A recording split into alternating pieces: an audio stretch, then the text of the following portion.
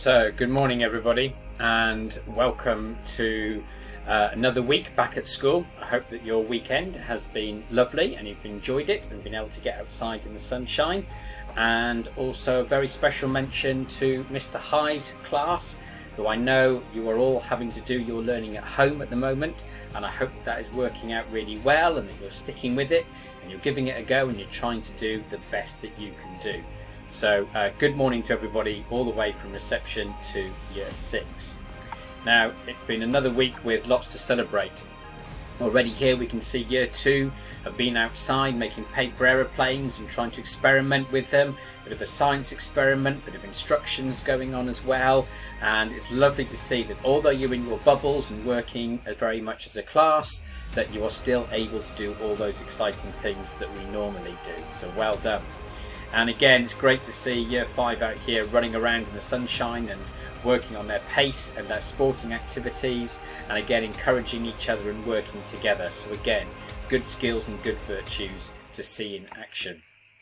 And then some lovely artwork here from our year 4s. Nice to see the artwork carrying on as well, as long as the reading and the maths and the writing, and to see that the art is being done just as with the same enthusiasm as that it's always being done. So lovely to see that too. And of course here we've got year 2s celebrating their maths work and working some really big numbers. So it's lovely to see what's been going on throughout the week in different classes and what you've all been learning and what you've all been up to. And again here we've got year 1 celebrating PE. Again, we might be all doing this in our little bubbles of classes, but it's wonderful to see it all going on. And finally this week there's a lovely little phrase that was put out. Year 1 jumping into a new week. And I love that phrase, this idea of getting excited and starting off with great enthusiasm and jumping into a new week and giving everything a go and absolutely trying to do your best. And this little video that was around on Twitter last week really showed what it's like, where they literally were jumping into a new week. Now this idea of being best and giving things a go and trying to do things that maybe are hard and not giving up, something I want to look at this week. And this is a story about someone from a long time ago, very important figure in our history. And this person lived in a very unusual place, not a house. It was a very different type of building, and I wonder whether you can work out what it is. So not much of a clue there, but the sky is important to where this place is. And again, maybe not much of a clue, but being near cliffs is important. That might be a big clue as to what this is. Again, a bit more of the sky, and a bit more land maybe, a bit more of the cliffs. Now we can see cliffs definitely. And I wonder whether some of you are starting to work out what it might be, because what might be near a cliff? That might give it away for some of you. You might now really be thinking, I know what it is. There's a bit more of it. I think by now you've probably got it. That's right, it's a lighthouse. And this person grew up here with her mum and dad, and this is where they lived. They lived in the lighthouse. Very different life. You can imagine that in there the stairs go round and round and round, so they'd be running up to the top and running down to the bottom. They'd be living in the middle part mostly, that's where they would be. And it was in here that they used to go up to the very top and light the lantern to make sure that the sailors and the boats out on the sea knew where the land was and not to get too close to the rocks so that their ships didn't become shipwrecked. And this person is called Grace Darling, and she was born in 1815, and she lived there with her mum and dad, and that was their job. That's what they did. Now we can see here that most of the time they had this lovely view of the sea, and they were right near the rocks and near the cliff face, and they protected that place by going up, as I said, and lighting the lantern at the top so that the boats and the ships knew where the rocks were and they would stay away from them. They wouldn't come near them. And that's what she did. She grew up there as a little girl learning those things, and then stayed there all the way through. Now one night while they were having their dinner, you can see here it's a very different dinner. So way before Edison had come up with electricity, because we can see here they've got candles and they're using candlelight to help their dinner by. You can see bread, you can see cheese. It's a very different way of having their food, not like today.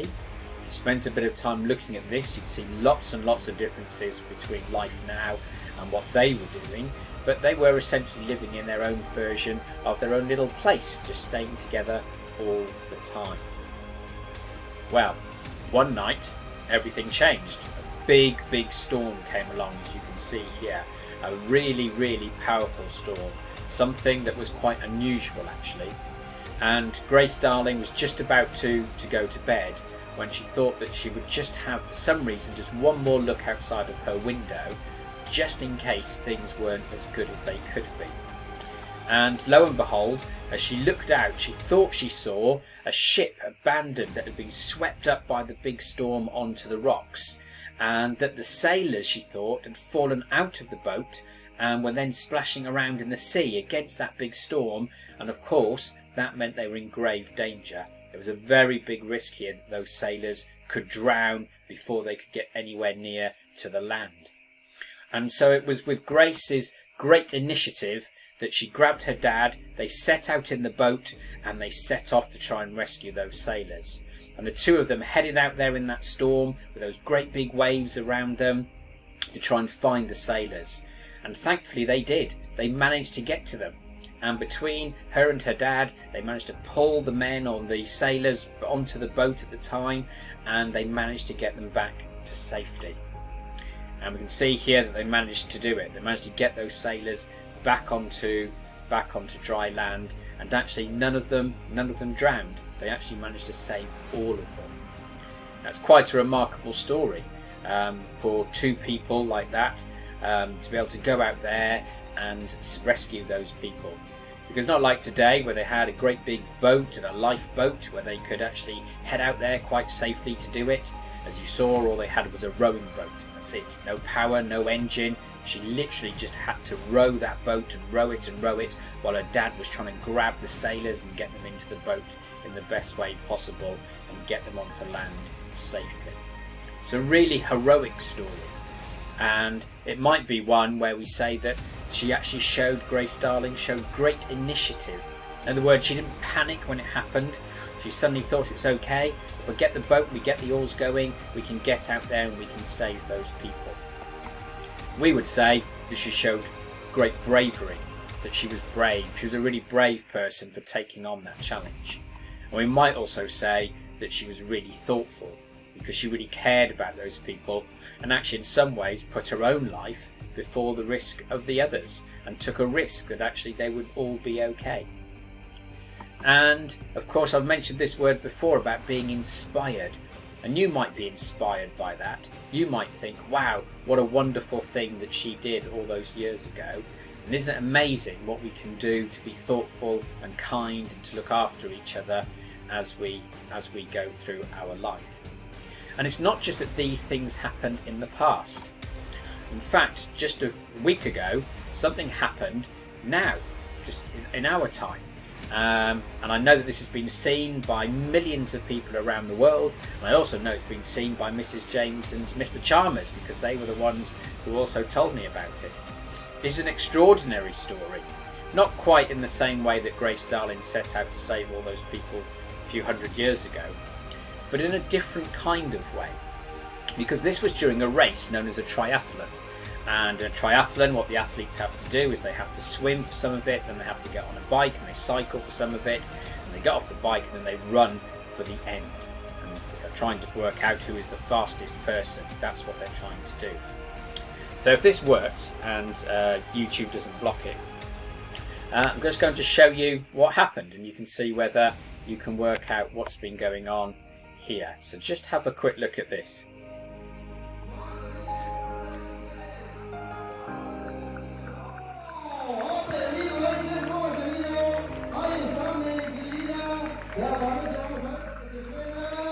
Y pasa aquí, el tercero, efectivamente, madre mía, qué batallazo, qué I'm just going to play that from the beginning again because it happens really quickly.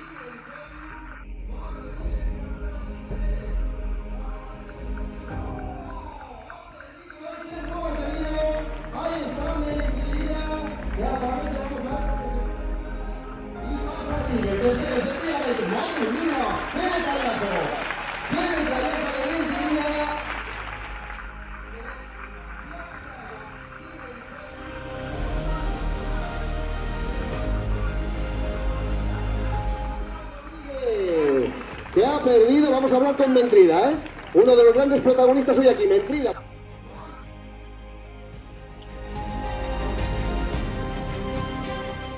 Now, if you haven't quite been able to work out what was going on, the guy in the front there, number 34, if you watch, manages to overtake the runner, number 600, who's a British athlete, because the British athlete took the wrong path. He went the wrong way and he ran into the barrier by mistake. And the Spanish runner, number 34, could have just easily just carried on and taken third place. They were racing for that. First place had gone, second place had gone. They were now racing for the bronze place. And the Spanish runner could have just said, oh well, your mistake, you went the wrong way, I get to take third. Oh well, that's life. But actually what you see happen is the Spanish runner stops. He runs up to the end line. Before he crosses it, he waits. He lets the British runner pass in front of him, and the British runner takes third place. And what the Spanish guy said is that, well, actually he was in front of me the whole time. He deserved it. I only actually would have taken third place because of his mistake. He was actually the better runner all the way through, and he just made a mistake.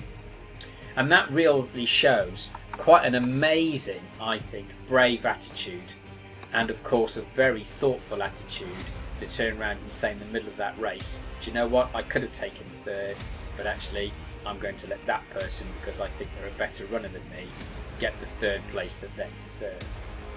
And that really is quite extraordinary, because we don't see that very often in some sporting events. You know, someone fouls someone in football and they get a penalty, it's like, oh well, you deserved it, you score the goal if you can. And it's very rare that we see things like that happen. So I was just wondering whether there might be a time when you could show this. When had there been a time where you were able to turn around and say, do you know what, I'm going to look after this person because something happened that wasn't their fault, and actually they deserve it. They actually deserve to have someone be kind to them and be thoughtful to them. So I'm going to ask your teachers to stop the video now, just pause it, and just have a conversation about that. Find out, when could there be a time when you could show this? What type of things might be happening where you think, do you know what, I'm actually going to stop. I'm not going to be the one who's going to take this. I'm going to let this person. I'm going to stop and I'm going to help this person, even if it means I end up worse off. Have a think, pause the video, and then come back when you're ready.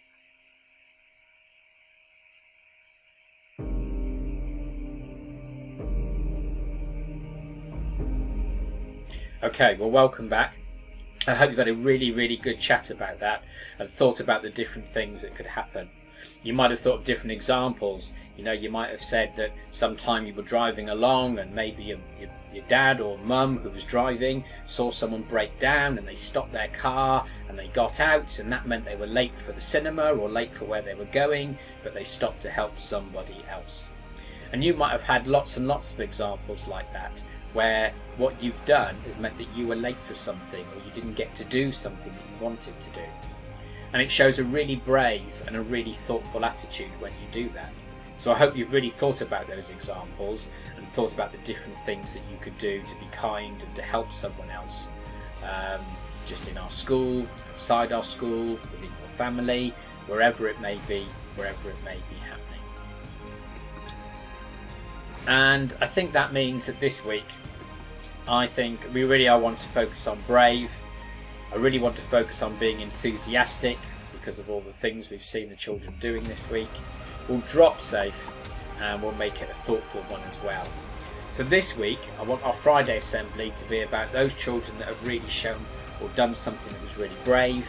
It could be about something you've done where you've shown great enthusiasm for it, or it could be where you've had a really, really thoughtful attitude and gone that extra mile and done something very thoughtful for somebody else. So I hope you all have a wonderful best week.